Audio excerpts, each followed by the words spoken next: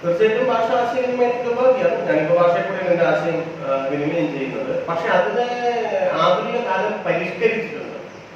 അതെന്താന്ന് വെച്ചാല് ഭാഷ ആശയത്തിന്റെ തന്നെ ഉപാധിയാണ് എന്നുള്ളതാണ്. അത് വലിയ വ്യത്യാസമാണ്. ആശയവിനിമയത്തിന്റെ ഉപാധി മാത്രമല്ല, ആശയത്തിന്റെ തന്നെ ഉപാധിയാണ്. എന്താ തമ്മിലുള്ള വ്യത്യാസം? ഞാനിപ്പോ എന്റെ ഈ സംസാരിപ്പം നടന്നുകൊണ്ടിരിക്കുന്നത് നിങ്ങളുമായിട്ടുള്ള വിനിമയമാണ്. പക്ഷെ ഈ വിനിമയത്തിന് മുൻപ് ഈ വിനിമയം ചെയ്യാൻ ഞാൻ ഉദ്ദേശിച്ചിട്ടുള്ള ആശയങ്ങൾ എന്നിൽ രൂപപ്പെടുന്നുണ്ട്. അല്ലെ? നല്ലതോ ചീറ്റോ, ഞാൻ പറയുന്നത് നല്ലതോ ചീറ്റോ എന്നുള്ളത് രണ്ടാമതൊരു കാര്യമാണ്. നിങ്ങൾ സ്വീകരിക്കുകയില്ല എന്നുള്ളത് അത് വേറൊരു കാര്യമാണ്. പക്ഷെ ആ ആശയങ്ങൾ എങ്ങനെയാണ് രൂപപ്പെടുക? അതാണ് ആശയങ്ങളുടെ കൂടി ഉപാധിയാണ് ഭാഷ. ഇപ്പൊ നമ്മള് മാതൃഭാഷ എന്ന് പറഞ്ഞാൽ ആ പ്രയോഗത്തിൽ തന്നെ ഒരു തെറ്റിദ്ധാരണ ഉണ്ടാക്കാൻ കാരണമാവുന്ന ഒരു പ്രയോഗമാണ്. മാതൃഭാഷയെ പറ്റിയിട്ടുള്ള നമ്മുടെ ഒരു കൺസെപ്റ്റ് എന്താണ്? അത് മാതാവിന്റെ ഭാഷ എന്നുള്ളതാണ്, അല്ലെ? ഇപ്പൊ നമ്മൾ മലയാളിയാണ്. എന്താ നമ്മുടെ മാതൃഭാഷ മലയാളമാണ്. എന്താ കാരണം? നമ്മുടെ അമ്മ മലയാളിയാണ്. അതുകൊണ്ട് അമ്മയിൽ നിന്ന് കിട്ടിയതാണ് മാതൃഭാഷ എന്നാണ് പൊതുവിലുള്ള ഒരു പഴയ ധാരണ. പഴയ ധാരണയാണ്. പുതിയ ധാരണ അങ്ങനെയല്ല. ഭാഷ ജന്മസിദ്ധമല്ല, മറിച്ച് സാമൂഹ്യമായി സിദ്ധിക്കുന്നതാണ് എന്ന്. ഒരു ഉദാഹരണത്തിന്, ഇപ്പൊ ഇവിടുന്ന് ശ്രീകൃഷ്ണപുരത്തുള്ള ഒരു സ്ത്രീയും പുരുഷനും വിവാഹിതരായിട്ട് അവര് ഇംഗ്ലണ്ടിൽ പോയി എന്ന് വിചാരിക്കാം. അവർക്ക് അവിടെ ഒരു കുഞ്ഞ് ജനിച്ചു. ആ കുഞ്ഞിന്റെ മാതൃഭാഷ ഏതാണ്? നമ്മൾ സാധാരണ വിചാരിക്കാൻ മലയാളം എന്നാണ്. അല്ല കേട്ടോ. ആ കുഞ്ഞിന്റെ മാതൃഭാഷ ഇംഗ്ലീഷായിരിക്കും. കാരണം എന്തുകൊണ്ടാണ്? ആ കുഞ്ഞ് നമ്മൾ ഇംഗ്ലണ്ടിൽ ജനിച്ചു എന്നാ പറയാം. ശരിയാണ്. ആ കുഞ്ഞ് ഇംഗ്ലണ്ടിൽ മാത്രമല്ല ജനിച്ചത്, പിന്നെയോ ഇംഗ്ലീഷിലേക്ക് കൂടിയാണ് ജനിച്ചത്. നമ്മള് ശ്രീകൃഷ്ണപുരത്തുള്ള ഒരാള് നമ്മുടെ മാതൃഭാഷ മലയാളമാകുന്നത് നമ്മുടെ അമ്മ മലയാളിയെ കൊണ്ട് മാത്രമല്ല, നമ്മൾ മലയാളത്തിലേക്ക് കൂടിയാണ് ജനിക്കുന്നത്. ഇത് വളരെ പ്രധാനപ്പെട്ട ഒരു കാര്യമാണ്. അപ്പൊ നിങ്ങൾ ഏത് ഭാഷയിലേക്കാണോ ജനിക്കുന്നത് അതായിരിക്കും അവരുടെ മാതൃഭാഷ. ഇത് ഒരു 4 നൂറ്റാണ്ട് മുമ്പ് തൊട്ട് വികസിച്ചു വരാൻ തുടങ്ങിയിട്ടുള്ള ഒരു കാര്യമാണ്. നമ്മള് ഈ ഒരു അർത്ഥത്തിൽ ഭാഷയെ വേണ്ടത്ര മനസ്സിലാക്കിയില്ല. എന്ന് വെച്ചാൽ ഭാഷ സാമൂഹികമായി ആർജിക്കുന്നത് കൂടിയാണ് എന്നുള്ളതാണ്. അതാണ് മാതൃഭാഷയുടെ ഒരു മറ്റു ഭാഷകളിൽ നിന്നുള്ള ഒരു പ്രത്യേകത എന്ന് പറയുന്നത്. ഇപ്പൊ മലയാളത്തെ സംബന്ധിച്ച് പറഞ്ഞാല്, മലയാളമാകട്ടെ ഇന്ത്യയിലെ മറ്റ് ഭാഷകളാകട്ടെ, നമുക്കിതൊക്കെ ഒരു നിസ്സാരപ്പെട്ട ഭാഷകളാന്ന് പറയാം.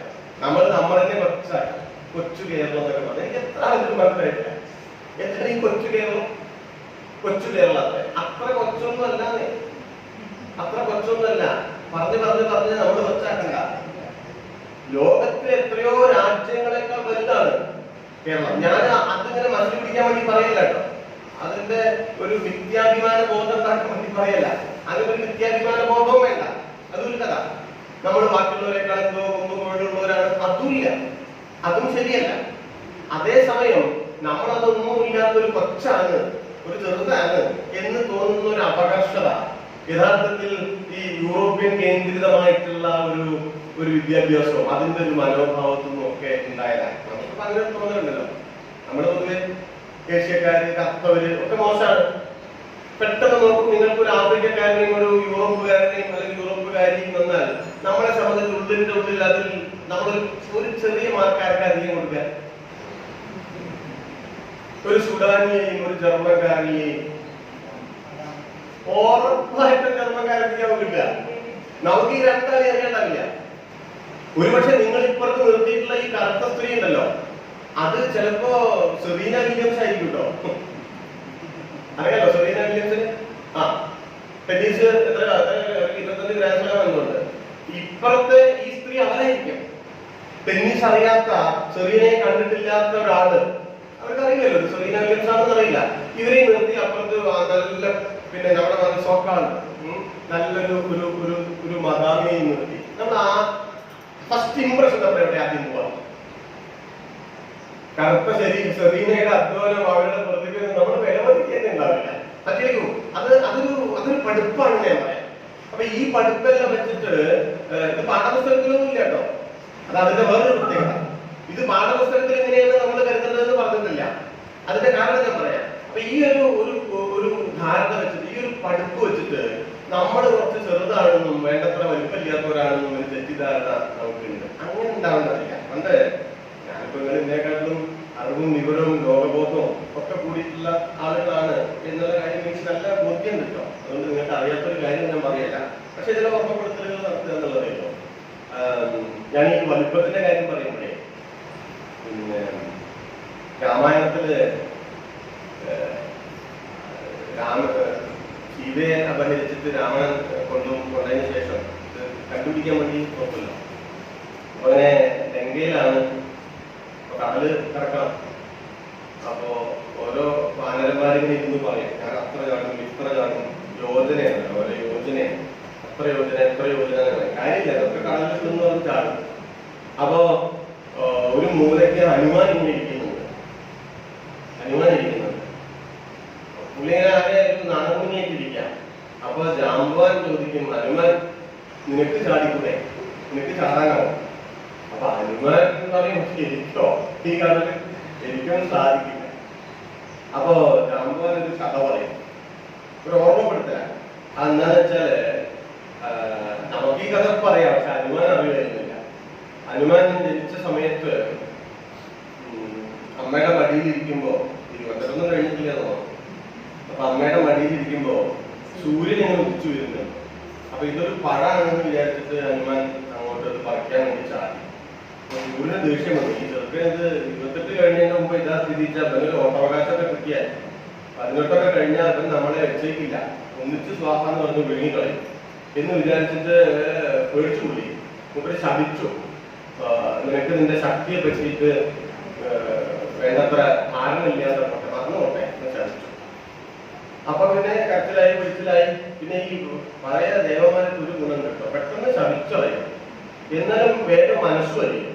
വേഗം നമ്മൾ എന്തെങ്കിലും ഒരു ഷോപ്പൊക്കെ ഇട്ടിട്ടുണ്ടെച്ചാൽ പറഞ്ഞുകൊണ്ട് തന്നെ ഒരു പരിഹാരം, അതിന് ഉറച്ചൊന്നും കിട്ടില്ല, ഇതിങ്ങനെ പെട്ടത്ത് വെച്ച് നടക്കൊന്നുമില്ല, അങ്ങനെ ഗുണമുണ്ട്. അപ്പൊ വേഗം അതിനൊരു പരിഹാരം കണ്ടു.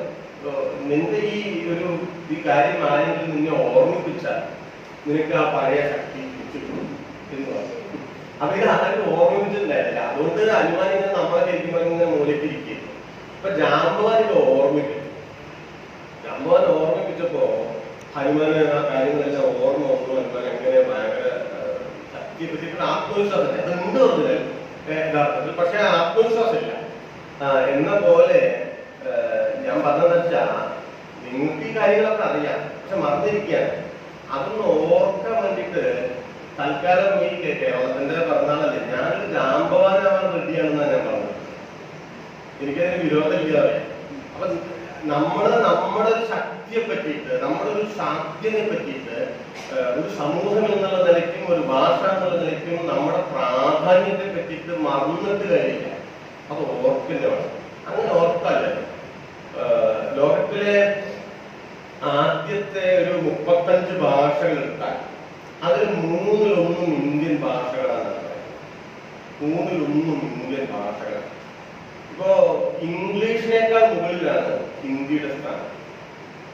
ആളുകൾ സംസാരിക്കുന്ന എണ്ണം വെച്ചിട്ട് പറയാം, മാതൃഭാഷ എന്നുള്ള എണ്ണം വെച്ചിട്ട് പറയാം. ചൈനീസ് കഴിഞ്ഞാൽ പിന്നെ ഹിന്ദിയാണ്, പിന്നെ സ്പാനിഷ്. 4ാം സ്ഥാനമാണ് മാതൃഭാഷ എന്നുള്ള നിലയ്ക്ക് ഇംഗ്ലീഷ് കൊണ്ട്. നമ്മൾ മനസ്സിലാക്കിയില്ല. കേരളത്തിന് 26ാം സ്ഥാനമുണ്ട്. കേരളത്തിലല്ല, മലയാളത്തിൽ 3.5 കോടി ആൾക്കാർ, 3.7 ലക്ഷദ്വീപിൽ ഒക്കെ കൂട്ടിയല്ലേ 3.7 ഒക്കെയാണ് തോന്നല്, കൃത്യമായിട്ട് അറിയില്ല. എന്തായാലും ആ ഒരു 3.5 26ാം സ്ഥാനത്ത് മാതൃഭാഷ എന്നുള്ള നിലയ്ക്ക് മലയാളം നിൽക്കാൻ ആയിരക്കണക്കിന് ഭാഷകളുള്ള ലോകത്ത്. ഇതാണ് യാഥാർത്ഥ്യം. നമുക്ക് ഈ കൊച്ചിപ്പോഴും വലുതായിട്ടില്ല. കൊച്ചു വലുതാകാത്തിന് നേരത്തെ പറഞ്ഞൊരു മനോഭാവത്തിന്റെ ഒരു കാരണമാണെന്ന്, ലക്ഷണമാണെന്ന് നമ്മൾ മനസ്സിലാക്കണമെന്ന് ഞാൻ പറയുന്നത്. ഇനി തെക്കേ ഇന്ത്യയിലെ ഒരു കാര്യമില്ല. തെക്കേ ഇന്ത്യയിലെ നേരത്തെ മാഷ് പറഞ്ഞല്ലോ, മാതൃഭാഷ കേരളത്തിലെ മാതൃഭാഷ മലയാളം അല്ലാത്ത ആൾക്കാരുണ്ട്. അവരുടെ മേലിൽ കൂടെ മലയാളത്തിൽ ജനിപ്പിക്കാൻ പാടില്ല. അത് തെറ്റായിട്ടുള്ള കാര്യമാണ്. ഇത് മലയാളത്തിന് വേണ്ടിയിട്ടുള്ള സമരമല്ല, വാദമല്ല, മാതൃഭാഷയ്ക്ക് വേണ്ടിയിട്ടുള്ള വാദമാണ്. ആ വാദം മറ്റേതെങ്കിലും ഭാഷയോടുള്ള ഒരു വിരോധത്തിന്റെ കാര്യമല്ല. ആ വാദം അല്ലെങ്കിൽ ആ അഭിപ്രായം നമുക്ക് നമ്മുടെ തറകളിൽ ഉറച്ചു നിൽക്കാനുള്ള ആവശ്യത്തിന് വേണ്ടിയിട്ടുള്ള പരിശ്രമങ്ങളുടെ ഭാഗമായിട്ടുണ്ടാവുക. നമ്മളിപ്പോ തമിഴ്, തെലുങ്ക്, കന്നഡ, ഇത് കേരളത്തിലെ ഇന്ത്യയിലെ മാതൃഭാഷയാണ്. ഇപ്പോ കന്നഡയുടെ കാര്യമില്ല. കർണാടകത്തില് കർണാടകം എന്ന സംസ്ഥാനത്തില് പിന്നെ ജനങ്ങള് സംസാരിക്കുന്ന ഒരു കന്നഡ വെച്ച് നോക്കിയാല് അവിടെ 80% മറ്റു ആൾക്കാരാണ് കന്നഡ സംസാരിക്കുന്നവരായിരുന്നു. ആന്ധ്രയിലും അങ്ങനെ തന്നെയാണ്. തമിഴ്നാടും ഈ കാര്യത്തിൽ വളരെ മുമ്പിലാണ് അല്ലെ? തമിഴിന്റെ ഒരു ഇതൊക്കെ നമുക്കറിയാം, തമിഴിനോടുള്ള തമിഴിന്റെ ഇഷ്ടം നമുക്കറിയാം. പക്ഷേ തമിഴ് മാതൃഭാഷയായിട്ടുള്ള ജനങ്ങളുടെ എണ്ണം തമിഴ്നാട്ടിൽ 90% താഴെയാണ്.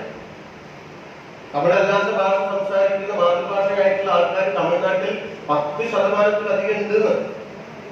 കേരളത്തിൽ മലയാള മാതൃഭാഷയായിട്ടുള്ള മനുഷ്യരുടെ എണ്ണം 96%. മലയാളവും കേരളവും തമ്മിലുള്ള ബന്ധം ഇന്ത്യയിലെ മറ്റേത് സംസ്ഥാനങ്ങളെക്കാൾ കൂടുതൽ ഒരു ഭാഷയുടെ അടിസ്ഥാനത്തിലുള്ള സംസ്ഥാന രൂപീകരണത്തിന്റെ ഏറ്റവും ന്യായയുക്തമായിട്ടുള്ള ഒരിടം കേരളമാണ്. 96% ആൾക്കാരാണ്. മറ്റൊരു കാര്യമുണ്ട്, പൊതുവെ ഈ ഭാഷയും മതവും തമ്മിൽ ബന്ധപ്പെടുത്തി സംസാരിക്കാറുണ്ട്. എന്തൊരു അബദ്ധം പറയും. സംസ്കൃതം ഏത് മതത്തിന്റെ ഭാഷയാണ്? ഹിന്ദു മതത്തിന്റെ ഭാഷയാണ്. അറബി ഏത് മതത്തിന്റെ ഭാഷയാണ്? അല്ലെങ്കിൽ ഉറുദു ഇസ്ലാമിന്റെ ഭാഷയാണ് അല്ലെ? ഈ അപകടകരമായിട്ടുള്ള പ്രവണത ഇപ്പോഴും നിലനിൽക്കുകയാണ്. നമുക്ക് ഭാഷകളെ പലപ്പോഴും മതേതരവൽക്കരിക്കാൻ സാധിച്ചിട്ടില്ല. ഭാഷ ആശയവിനിമയത്തിന്റെ ഉപാധിയാണ് എന്ന് നാം വാദിച്ചാലും, ഭാഷ ആശയത്തിന്റെ തന്നെ ഉപാധിയാണ് എന്ന് നാം വാദിച്ചാലും ഒരു കാര്യത്തിൽ തർക്കം ഉണ്ടാവാൻ പാടില്ലല്ലോ. ഈ രണ്ട് കാര്യങ്ങളും ഏതെങ്കിലും ഒരു മതത്തിന്റെ മാത്രം കാര്യമാണോ? ഇസ്ലാമിന്റെ കാര്യമാണോ? ഹിന്ദുവിന്റെ കാര്യമാണോ? ഹിന്ദുവും മാത്രമുള്ള നാടാണോ? ഇസ്ലാമും മാത്രമുള്ള നാടാണോ? ആണോ? അല്ല. അപ്പൊ ഈ ഭാഷയെ നമ്മൾ മതേതരവൽക്കരിക്കണ്ടേ? അങ്ങോട്ടും ഇങ്ങോട്ടും പോണ്ടേ? ഇവിടുന്ന് അങ്ങോട്ടും അവിടുന്ന് ഇങ്ങോട്ടും ഈ ഒരു കണക്ഷൻ ഉണ്ടാവണ്ടേ?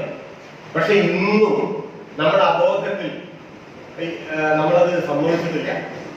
ഭാഷയും മതവും തമ്മിലുള്ള ബന്ധങ്ങൾ അങ്ങനെ കഠിനമായി നിലനിൽക്കുന്ന ഒരു കാലത്താണ് നമ്മൾ ജീവിക്കുന്നത്. പക്ഷെ മലയാളത്തിന്റെ കാര്യം നോക്കൂ. മലയാളം ഏത് മതത്തിന്റെ ഭാഷയാണ്?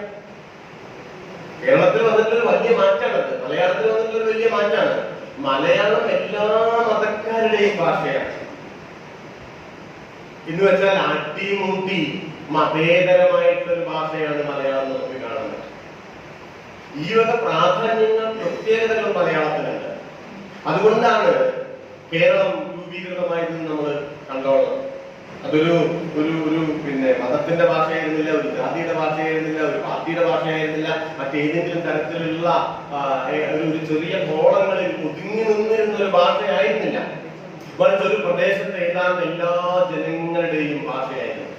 അതുകൊണ്ട് മലയാളം ഈ നമ്മൾ ഇന്ന് ഉണ്ടാക്കിയിട്ടുള്ള ചെറിയ ചെറിയ അറകളിൽ നിന്ന് സ്വയം വിമുക്തമാണ്. കക്ഷി രാഷ്ട്രീയത്തിന്റെയോ ജാതിയുടെയോ മതത്തിന്റെയോ പ്രാദേശികവാദത്തിന്റെയോ ചെറിയ അറകളിൽ നിന്ന് സ്വയം വിടുതൽ നേടിയ ഒരു വലിയ ഭാഷയാണ് മലയാളം എന്ന് നമ്മൾ മനസ്സിലാക്കണം. ആ മലയാളമാണ് കേരളത്തെ ഉണ്ടാക്കിയത് ഒരു സമൂഹം എന്നുള്ള നിലയ്ക്ക്.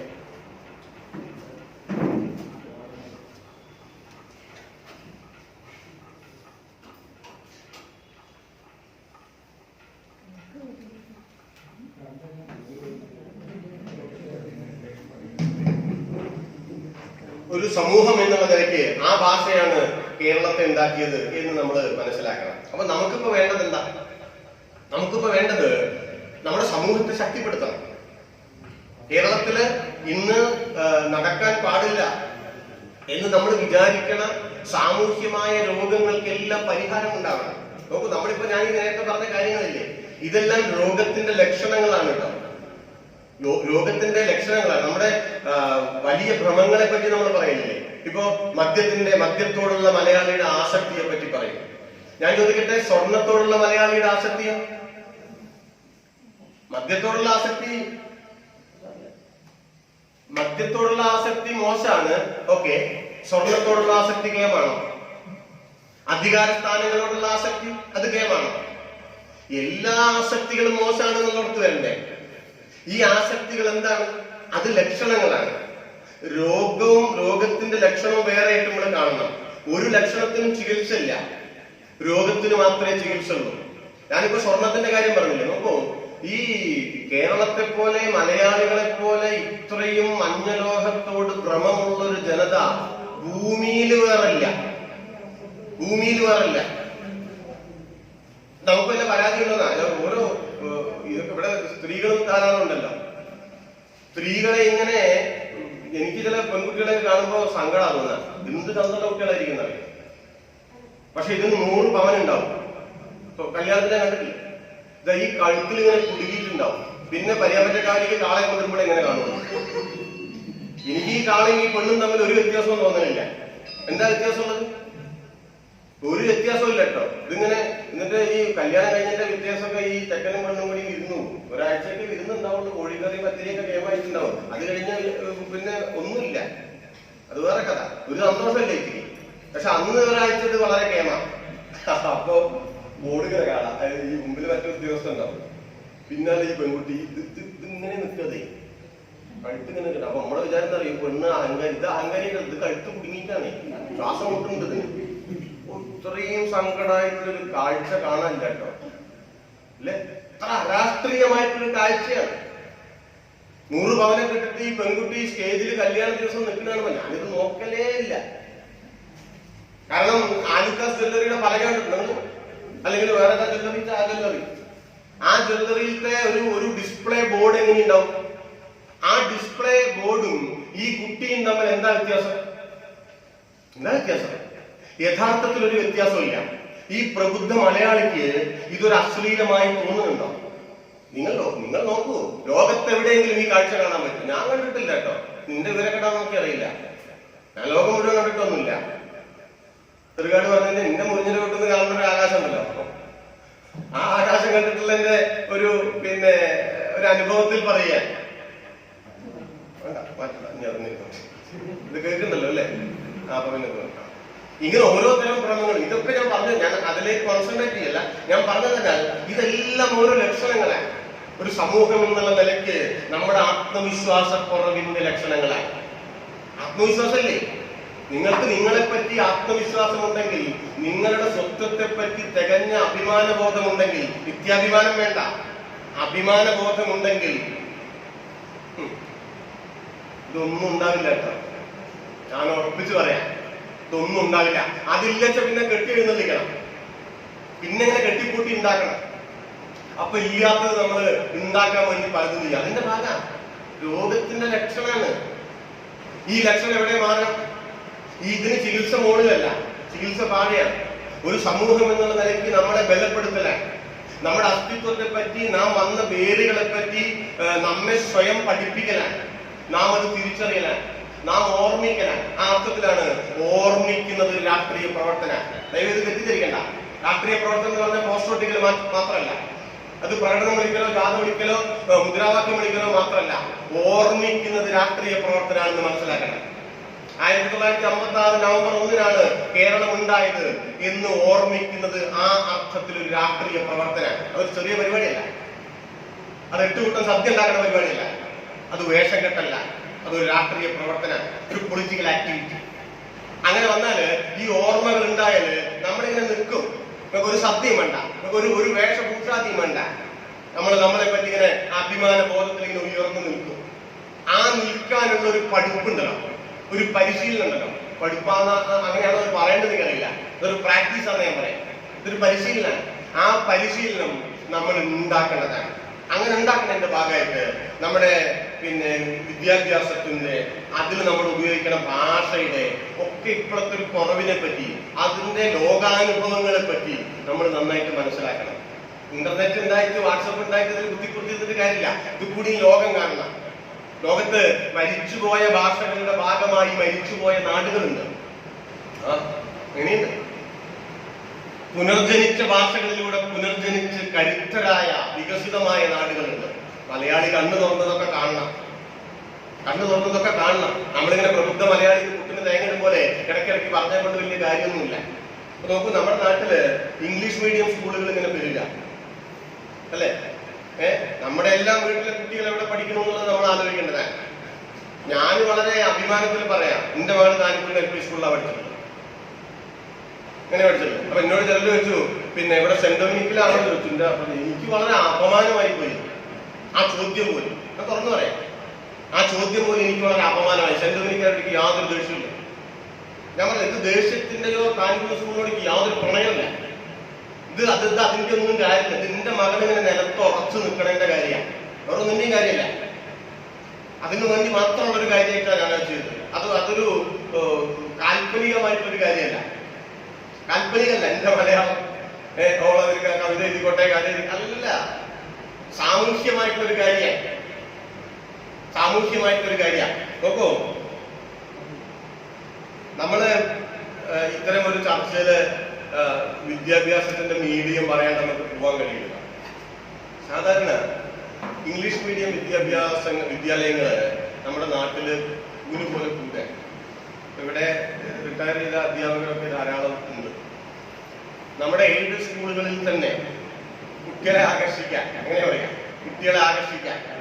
ഇപ്പോ ഇംഗ്ലീഷ് മീഡിയം ക്ലാസ്സുകൾ അങ്ങനെ തുടങ്ങിയിട്ടുള്ള ഒരു അവസ്ഥ എന്താണെന്നറിയാം. ഞാൻ എന്റെ കൃത്യം കണക്ക് എനിക്ക് ഓർമ്മയില്ല.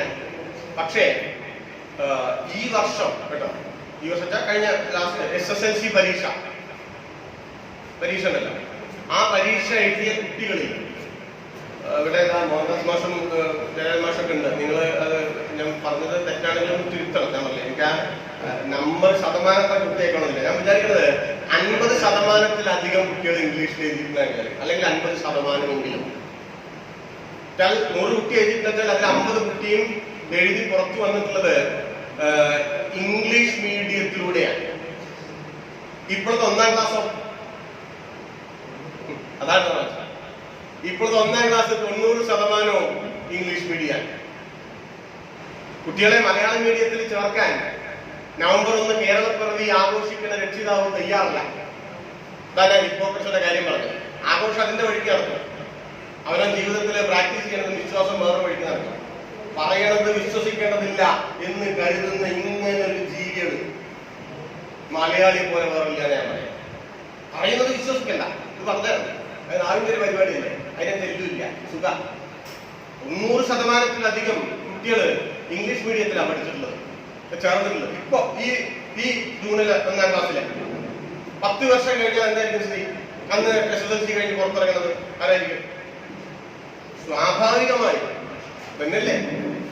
അതിനെന്താ ഒരു കുഴവെന്ന് നമ്മൾ ചോദിക്കാം. അതിനെന്താ കുഴവ്? അത് നല്ലതല്ലേ? ഇംഗ്ലീഷ് പഠിക്കണ്ടേ? പഠിക്കണമെന്ന് ഞാൻ പറയാം. എന്താ സംശയം? ഞാൻ വീടിന്റെ അനുഭവം പറയാം കേട്ടോ. ഞാൻ ഇന്ന് രാവിലെ ഞാനിത് പറയുന്നത് അങ്ങനെ പറയാമെന്ന് എനിക്കറിയില്ല, നിങ്ങളത് എങ്ങനെ എടുക്കുന്ന അറിയില്ല. പക്ഷെ ഒരു അനുഭവമാണല്ലോ, ആ അനുഭവം പങ്കുവയ്ക്കുമെന്ന് മാത്രമേ ഉള്ളൂ കേട്ടോ. ഞാൻ ഇന്ന് രാവിലെ വരുമ്പോ എന്റെ മകള് ഒരു പുസ്തകം കാണിച്ചെന്ന് എനിക്ക്. ഞാൻ എല്ലാവർക്കും കുറച്ച് വൈകാൻ പറ്റില്ല. അപ്പൊ ആ പുസ്തകം ഇന്നലെ അവള് ഓൺലൈനിൽ, അവളെ ഇപ്പൊ 8ലാണ് പഠിക്കുന്നത്, ഓൺലൈനിൽ വരുത്തിയതാണ്. അവൾ തന്നെ എനിക്കത് അങ്ങനെ അതിന്റെ വിവരമൊന്നുമില്ല. അപ്പൊ അത് പുസ്തകത്തിന്റെ പേര് ഞാൻ പറഞ്ഞു, ഒരു ഇംഗ്ലീഷ് പുസ്തകമാണ്. പൂനെയിലുള്ള ഒരു പയ്യൻ എഴുതിയതാണ്. 11 വയസ്സുകാരൻ ഒരു പയ്യൻ എഴുതിയത്. ഞാനിത് കേട്ടിട്ടേ ഉണ്ടായിരുന്നില്ല. ഞാൻ അത്യാവശ്യം പുസ്തകം വായിക്കുന്ന കഴിഞ്ഞിരിക്കുന്ന ഒരാളാണ്. ഞാനിത് കേട്ടിട്ടുണ്ടായിരുന്നില്ല. അവളിത് എവിടുന്നോ കേട്ടു, അവളിത് ബുക്ക് ചെയ്തു. ഈ പുസ്തകം ഇന്നലെ വൈകുന്നേരത്തോൾക്ക് കിട്ടിയെന്നു. ഇന്ന് രാവിലേക്ക് അവളതിന്റെ 2 ചാപ്റ്റർ വായിച്ചെന്നു. അപ്പൊ അവള് നിലവിൽ വേറൊരു പുസ്തകം വായിച്ചുകൊണ്ടിരിക്കുന്നുണ്ട്. ഹാരി പോട്ടറിന്റെ 4ാമത്തെ ഞാനിതൊന്നും വായിച്ചിട്ടില്ല. ഹാരി പോട്ടർ ഒരു പുസ്തകം ഞാൻ വായിച്ചിട്ടില്ല, സിനിമയും കണ്ടിട്ടില്ല. അവള് 3 വായിച്ച് 4ാമത്തേത് വായിച്ച് പകുതിയോ, കുറച്ച് വലിയ പുസ്തകം ഞാൻ കണ്ടിട്ടുണ്ട്. അതിന്റെ ഇടയിലാണിത്. മലയാളം മീഡിയത്തിൽ പഠിച്ചൊരു കുട്ടിയാണ്. ഞാനത് സാധ്യമാവുന്ന പറയുന്നത്. അത് സാധ്യം. അപ്പൊ നിങ്ങളുടെ ഒരു മണ്ണിൽ ഇങ്ങനെ ഉറച്ചു നിന്നിട്ട് എന്താ വേണ്ടത്? ഈ കൊമ്പും ശിഖരവും ആകാശത്തിലേക്ക് പടരുക വേണ്ടത്. അങ്ങനെ വേണ്ടത്. ആ മട്ടിലുള്ള വിദ്യാഭ്യാസ പദ്ധതി നാട്ടിൽ നടപ്പാക്കുക വേണ്ടത്. അതിന്റെ കാരണം ഞാൻ പറയാം. അതിന് പകരം നമ്മൾ ലോകത്തിലെ ഒരു വികസിത സമൂഹവും സ്വീകരിച്ചിട്ടില്ലാത്ത തെറ്റായ മാർഗങ്ങളിലൂടെ സഞ്ചരിച്ചുകൊണ്ടിരിക്കുകയാണ്. അങ്ങനെ സഞ്ചരിച്ചതിന്റെ ഭാഗമായി ഉണ്ടായിട്ടുള്ള ബലം കുറഞ്ഞ, ആത്മാവ് നഷ്ടപ്പെട്ടുകൊണ്ടിരിക്കണം ഒരു സമൂഹത്തിന്റെ രോഗത്തിന്റെ ലക്ഷണങ്ങളാണ് നിങ്ങൾ ഇന്ന് പത്രങ്ങളിലും ടി വിയിലും കണ്ടുകൊണ്ടിരിക്കുന്നത്. ഒരു സംശയം വിചാരിക്കണ്ട കേട്ടോ, അതിനെ പഴിച്ചത് കൊണ്ട് അത് തീരില്ല, അതിനോട് ദേഷ്യപ്പെടുത്തുകൊണ്ട് അത് തീരില്ല. മരുന്നാണ് വേണ്ടത്, രോഗമാണ് കാര്യം. ഇപ്പോ ഇംഗ്ലീഷ് മീഡിയം വന്നതിന്റെ ഒരു പിറകിലുള്ള വാദം വളരെ തമാശയാണ്. അതെന്താണെന്ന് വെച്ചാൽ ഇംഗ്ലീഷ് പഠിക്കണം, അതിന് ഇംഗ്ലീഷ് മീഡിയം വേണ്ടേ? കാരണം ഇവർക്ക് ജോലി കിട്ടും ഈ മക്കൾക്ക്. ഞാനൊരു സിമ്പിൾ ആയിട്ടുള്ള ഒരു കാര്യം ചോദിക്കട്ടെ. നമ്മുടെ ഈ കുട്ടികള് കുറച്ച് കഴിഞ്ഞാൽ ഇവർക്ക് തമിഴ്നാട്ടിലെ ജോലി കിട്ടുന്ന വിചാരിക്കാം. ഇവിടുന്ന് എത്ര ആള് ചെന്നൈയിൽ പോകുന്നുണ്ട്? ഈ ശ്രീശ്വരം തിരുവാടിയുടെ ഭാഗത്ത് നിന്ന് എത്ര ആള് തമിഴ്നാട്ടിൽ പോയിട്ട് ജിലേബി ഉണ്ടാക്കി കാശുണ്ടാക്കി ജീവിച്ചിരിക്കുന്ന ആൾക്കില്ലേ? നമുക്കറിയാം. അവര് 10-20 കൊല്ലം കഴിഞ്ഞാൽ ചെന്നൈയിൽ ജില്ലാ കളക്ടർ ആവും എന്ന് വിചാരിച്ച് നമ്മൾ അവരെ ഇപ്പൊ തമിഴ് മീഡിയത്തിൽ ചേർക്കണ്ടോ? എന്തൊരു യുക്തിയാണെന്ന് പറയും. ഒരു യുക്തി ഇല്ലാത്ത കാര്യം ഭയങ്കര ആധികാരികമാണ്. നാട്ടിൽ നിങ്ങൾ പറഞ്ഞാൽ അങ്ങനെയുണ്ടോ? അല്ലെങ്കിൽ ബോംബെയിൽ പോയിട്ട് ആൾക്കാർ പണിയെടുക്കുന്നില്ലേ? കൽക്കട്ടയിലില്ലേ? ഡൽഹിയിലില്ലേ? അവിടെ ഹിന്ദി വേണം സർവൈവ് ചെയ്യാൻ. ഹിന്ദി പഠിക്കണമെന്ന് വിചാരിച്ചിട്ട് ഇവിടെ ഹിന്ദി മീഡിയം സ്കൂളുകളുണ്ടാവും. ആ ഒരു ഡിമാൻഡ് എവിടുന്നെങ്കിലും വരുന്നുണ്ടോ? ആലോചിച്ചോ, എവിടുന്നെങ്കിലും വരുന്നുണ്ടോ? ആൾക്കാർ അമേരിക്കയിലും ഇംഗ്ലണ്ടിലും മാത്രമല്ലല്ലോ പോയി ജോലി ചെയ്യുന്നത്. ഫ്രാൻസിലില്ലേ, കൊറിയയിലില്ലേ, അവിടെ എവിടെയൊക്കെയോ ഇവിടുന്ന് പോയിട്ട് പഠിക്കുന്നില്ലേ? കൊറിയൻ പഠിക്കണം, അവിടെ ചെന്നാണ് പഠിക്കുന്നു. 6 മാസം കൊണ്ട് പഠിക്കാത്ത ഏത് ഭാഷയാണ് ഭൂമിയിലുള്ളത്? ഇനി 6 മാസം കൊണ്ട് പഠിച്ചില്ല കൊണ്ട് പഠിക്കുന്നില്ല. അത്രേ ഉള്ളത്. ഇത് അത്രേ ഇത് സാമൂഹ്യമായിട്ടുള്ള ഒരു കാര്യമാണ്. ഇത് ആർജിതമായിട്ടുള്ള ഒരു കാര്യമല്ല. നമ്മളായിട്ട് ഇടപെട്ട അത് സാധാരണ പഠിക്കുകയും വേറെ ഇതിലൊന്നുമില്ല. ഞാൻ നിങ്ങളും കൂടി 1 മാസം ഇംഗ്ലീഷാണ് പറഞ്ഞാൽ ഇംഗ്ലീഷാണ് പറയും, വേറെ ഒന്നുമില്ല അതില്. അപ്പോ ഇത് ജോലിക്ക് വേണ്ടിയാണ് എന്നുള്ള വാദം തെറ്റാണെന്നാണ് ഞാൻ പറയുന്നത്. ഞാനത് ആദ്യത്തെടുക്കാൻ ഒരു കാര്യം കൂടി പറയാം, അപ്പൊ അതൊന്നുകൂടി ക്ലിയർ ആണ്. ഇവിടെ നമ്മുടെ നാട്ടില് ഈ ഇംഗ്ലീഷ് മീഡിയത്തിൽ പഠിച്ചു പോയ കുട്ടികളെല്ലാം അവര് നാളെ വലുതായിട്ട് അവരെല്ലാം ഇംഗ്ലണ്ടിലോ അമേരിക്കയിലോ ആണ് ജോലി ചെയ്യുന്നത്. ഇന്ന കറക്റ്റായിട്ട് പിന്നെയും അതിനെ നമുക്ക് ന്യായീകരിക്കാം. അതായത് ഈ പറഞ്ഞ വാദത്തെ, ആ സമ്പ്രദായത്തെ അല്ല, ഈ പറഞ്ഞ വാദത്തെ. ശരിയാണ്, ഈ പഠിപ്പ് കഴിഞ്ഞു നേരെ അവിടെ പോയി പഠിച്ചു, എന്നിട്ട് നേരെ അമേരിക്കക്ക് വിമാനം കയറി, അല്ലെങ്കിൽ ഇംഗ്ലണ്ടിലേക്ക്. കാരണം അവിടെ ഇംഗ്ലീഷ് വേണം. ഈ ഇംഗ്ലീഷ് കൊണ്ട് അവിടെ പോയാലുള്ള പോലെ അവിടെ ജീവിച്ചവരോട് ചോദിക്കണല്ലോ, അല്ലേ? സായിപ്പ് ഇടത്തോട്ട് പോവാൻ പറഞ്ഞാൽ ഇവിടെ എട്ടക്ക് കഴിഞ്ഞാൽ വലത്തോട്ട് പോകും, ഇതല്ലേ? അല്ല, അത് തെറ്റല്ലാന്ന്, അത് സ്വാഭാവികല്ലേ? സായിപ്പായിട്ട് 6 മാസം ഇടപഴകിയാൽ മനസ്സിലാവും, അല്ലെങ്കിൽ മതാമേറ്റ് അപ്പോഴും സായിപ്പ് എന്നാ പറഞ്ഞിട്ടോ പുരുഷൻ കയറിയില്ല. ഇതാണ് വിദ്യാഭ്യാസത്തിന്റെ പ്രശ്നം. അതുകൊണ്ട് പരിഷ്കരിക്കപ്പെട്ടിട്ടില്ല. കണ്ടോ, ഞാൻ പറയുമ്പോ സായിപ്പ് എന്നാ പറഞ്ഞേ, മതാമ വരുന്നില്ല. നേരത്തെ ഞാൻ മതാമാന്ന് ബോധപൂർവ്വം പറഞ്ഞതാ, എപ്പോഴും ബോധപൂർവ്വം അങ്ങനെ തിരുത്താം. അപ്പൊ അതങ്ങോട്ട് വന്നോളൂ, അങ്ങനെ പോകുന്നില്ല. മറിച്ച് ഈ പഠിച്ച കുട്ടികൾ എന്താ ചെയ്യുന്നത്? ഇവര് കേരളത്തിൽ തന്നെ തുടരുന്നതേ അല്ലേ?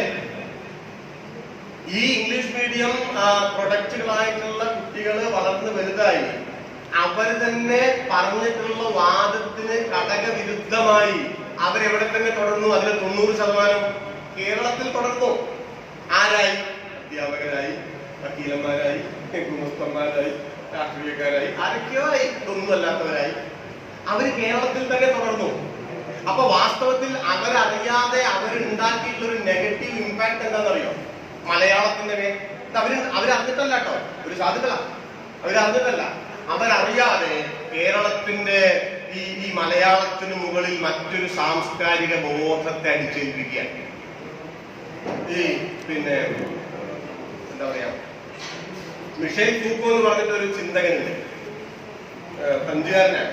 അദ്ദേഹത്തിന്റെ ഒരു ആശയമുണ്ട്. ആ ആശയം എന്താന്ന് വെച്ചാല് ഇംഗ്ലീഷിലാണ് എന്ന് പറയാം. അദ്ദേഹം പറയും what one does does, what one does does എന്ന് വെച്ചാല് മനസ്സിലാക്കാൻ കുറച്ച് ബുദ്ധിമുട്ടാണ്, പക്ഷെ മനസ്സിലാക്കി വന്ന എളുപ്പമാണ്. അതിനെ നമ്മള്